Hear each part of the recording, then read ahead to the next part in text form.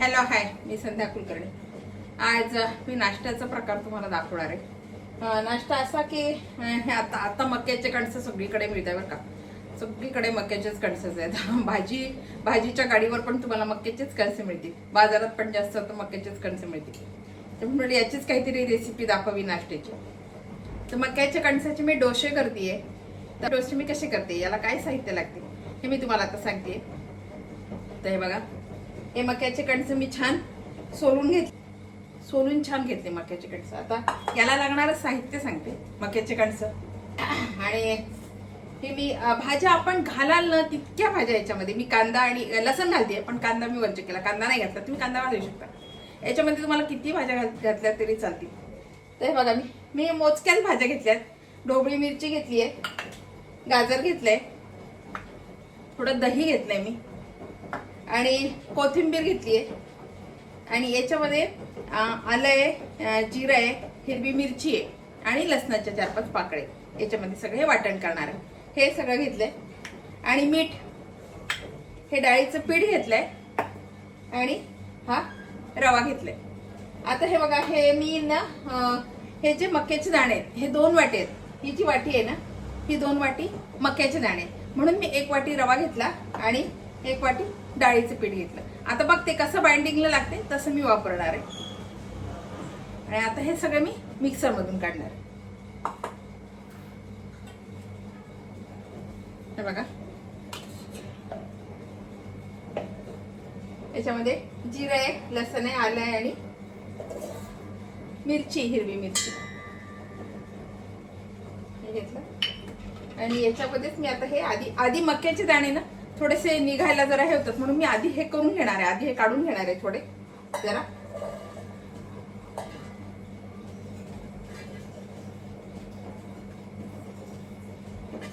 हे आधी थोडे पाणी घालून थोडेसे बारीक करून घेणार आहे, मग बाकीचं सगळं घेणार आहे त्याच्यामध्ये. आणि हे बघा, मका मी छान आधी हे बारीक करून घेतलं. आता याच्यामध्ये काय काय घालते ते बघा. आणि आता याच्यामध्ये ना मी फक्त रवा घालणार आहे आणि दही. बाकी याच्यामध्ये काही नाही. बाकीचं नंतर भाज्या मी परते घालणार आहे. बघा, आम्ही रवा घालून दिला, आणि दही मी एवढं घालणार नाही, कारण हे दही ना थोडं आंबट आहे, त्याच्यामुळे मी कमी प्रमाण ठेवणार आहे.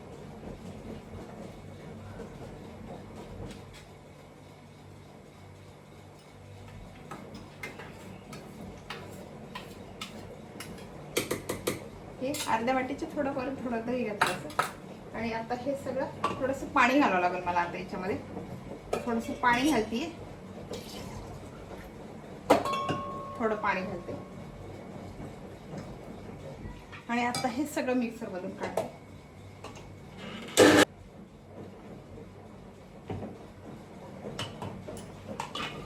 आणि बघा, छान झालंय आपलं. आता हे सगळं याच्यामध्ये काढते पातेलं.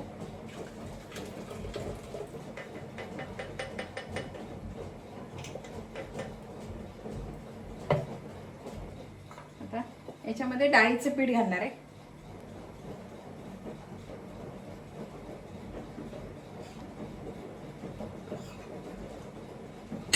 थोडं डाळीचं पीठ घातलं.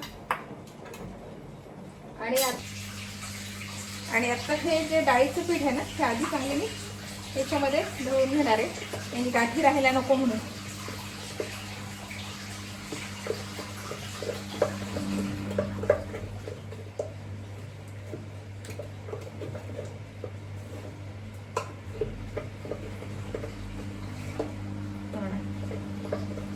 आणि आता याच्यामध्ये ना हे सगळ्या भाज्या घालणार आहे.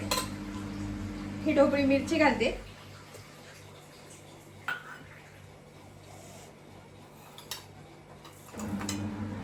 हे गाजर,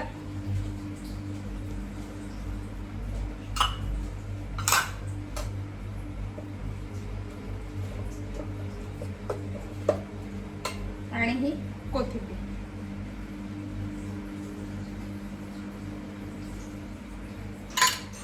आणि मीठ छान हे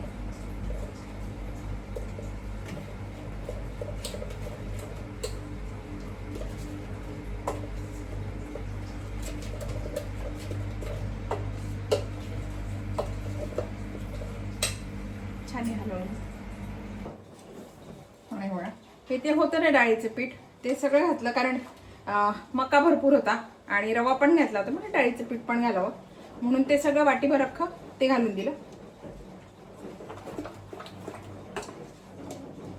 आणि आता हे जे आहे ना हे तव्यावर टाकायचं.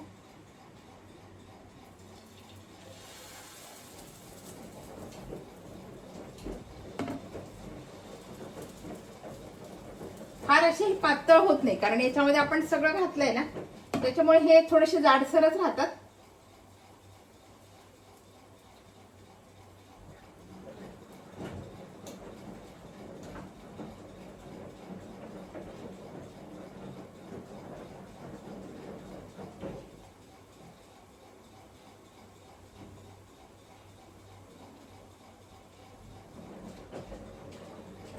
आता हे छान वाफेनं होईल.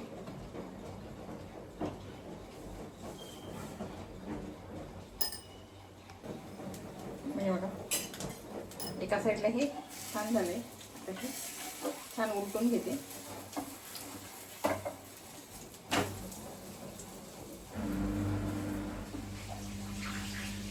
आणि दुसऱ्या साईडला छान खरपूस भाजून घेते आता. आणि बघा आता हे दोन्ही साईडला छान मी दोन्ही साईडने छान भाजून घेते.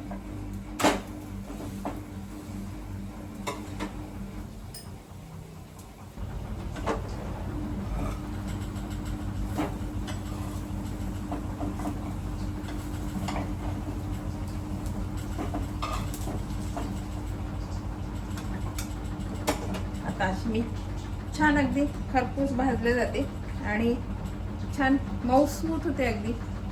हे बघा सगळ्या भाज्या पण आपण ज्या टाकल्या आहेत ना, हे बघा आपण ज्या भाज्या टाकल्या आहेत त्या पण वाफेनं सगळ्या होऊन येतात भाज्या.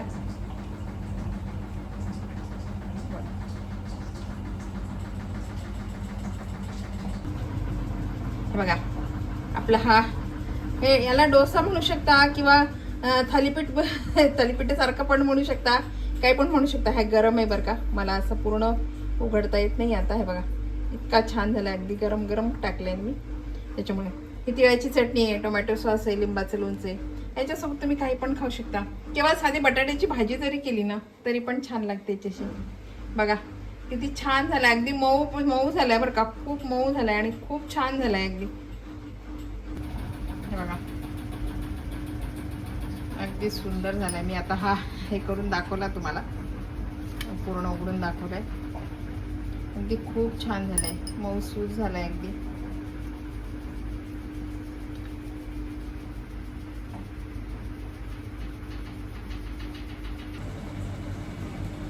बघा ही रेसिपी तुम्हाला कशी वाटली?